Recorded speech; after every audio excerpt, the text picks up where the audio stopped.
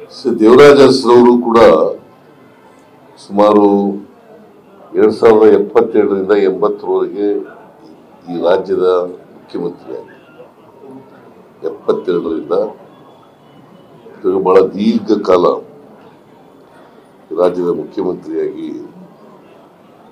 ಈ ರಾಜ್ಯದ ಆಡಳಿತ ಚುಕ್ಕಾಣಿಯನ್ನು ಹಿಡಿದಿದ್ರು. ಅವರನ್ನ ನಾವು ಸಾಮಾಜಿಕ ನ್ಯಾಯದ ಹರಿಕಾರ ಅಂತಲೂ ಕೂಡ ಕರೀತೀವಿ. ಯಾಕೆಂತಂದ್ರೆ 900 ಆಯೋಗವನ್ನು ರಚನೆ ಮಾಡಿ ಹಿಂದುಳಿದವರಿಗೆ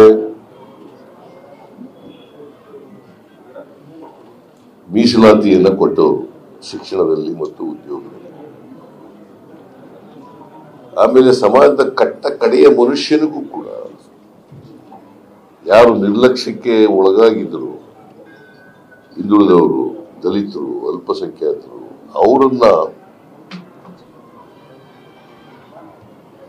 ಅವರಿಗೆ ರಾಜಕೀಯವಾಗಿ ಗುರುತಿಸಿ ಅವರಿಗೆ ಚುನಾವಣೆಯಲ್ಲಿ ನಿಲ್ಲಕ್ಕೆ ಅವಕಾಶವನ್ನು ಕಲ್ಪಿಸಿಕೊಟ್ಟಂತವ್ರು. ಅವರೆಲ್ಲರೂ ಕೂಡ ಇವತ್ತು ವಿಧಾನಸೌಧದ ಮೆಟ್ಲು ಹತ್ತಿದ್ರೆ ಯಾರು ವಿಧಾನಸೌಧ ಮೆಟ್ಲು ಹತ್ತಕ್ಕೆ ಸಾಧ್ಯನೇ ಇಲ್ಲ ಅಂತ ಇದ್ರು, ಅಂತವರೆಲ್ಲರೂ ಕೂಡ ವಿಧಾನಸೌಧದ ಮೆಟ್ಲನ್ನು ಹತ್ತಿಸ್ತಕ್ಕಂಥ ಕೆಲಸವನ್ನು ಮಾಡಿ ದೇವರಾಜ. ಒಂದ್ಸಾರಿ ನನಗೆ ಈಗ ಜ್ಞಾಪಕ ಬರ್ತದೆ, ನಾನು ಆಗಿರ್ಲಿಲ್ಲ, ನಾನು ಜನತಾ ಪಾರ್ಟಿನಲ್ಲಿದ್ದೆ.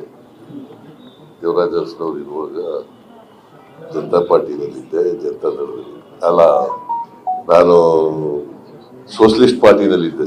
72ನಲ್ಲಿ ದೇವರಾಜ ಅರಸನವರು ಚೀಫ್ ಮಿನಿಸ್ಟರ್ ಆದಾಗ, ಆಮೇಲೆ ಜನತಾ ಪಾರ್ಟಿನಲ್ಲಿದ್ದೆ. ಒಂದ್ಸಾರಿ ದೇವರಾಜ ಅರಸನವರು KPCC ಅಧ್ಯಕ್ಷರಾಗಿರುವಾಗ ಜಾಫರ್ ಶರೀಫ್ ಅವರಿಗೆ ಟಿಕೆಟ್ ಕೊಡ್ತಾರೆ.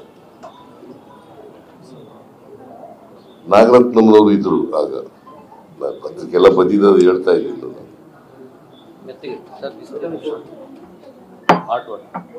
ನಾಗರತ್ನಂರವರು ಏನಪ್ಪ ಅರಸು,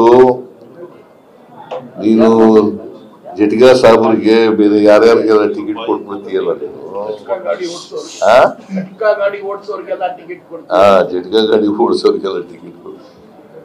ಇವರು ಎಲ್ಲ ಕೇಳಿದ್ರು, ಎಲ್ಲ ಮಾತಾಡೋದೆಲ್ಲ ಕೇಳಿದ್ಮೇಲೆ, ನೋಡಮ್ಮ, ಇನ್ಮೇಲೆ ಜಟ್ಗಾ ಸಾಹೇಬರಿಗೆ, ಕ್ಷೌರ ಮಾಡೋರಿಗೆ, ಇಂಥವ್ರಿಗೆ ಟಿಕೆಟ್ ಕೊಡೋದು, ಲಿಪ್ಸ್ಟಿಕ್ ಹಾಕೊಂಡಿರೋರಿಗೆಲ್ಲ ಟಿಕೆಟ್ ಕೊಡೋದು.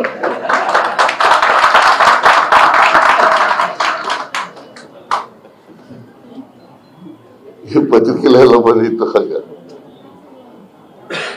ಸುಮ್ಮನೆ ಹೇಳ್ತಾ ಇದ್ದೀನಿ ಅಷ್ಟೇ.